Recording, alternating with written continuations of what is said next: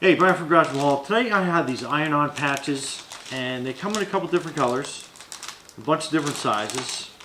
So if you need to patch like anything that you can put an iron-on patch on for, they're pretty cool. They have a protective plastic piece that comes off, and then this is kind of like a plastic that will melt to most materials, and then you can put these on like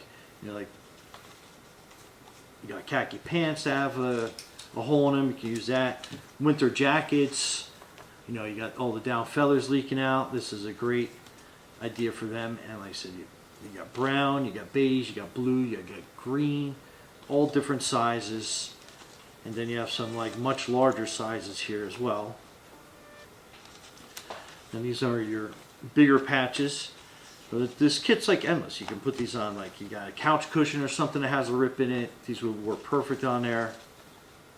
And I said each one has that protective coating that protects that plastic on the back. And then finally your big brown patch. But that is a awesome kit for all your repair needs, patch needs. Anyway, Brian from Garage Wall. Thanks for watching and be safe out there.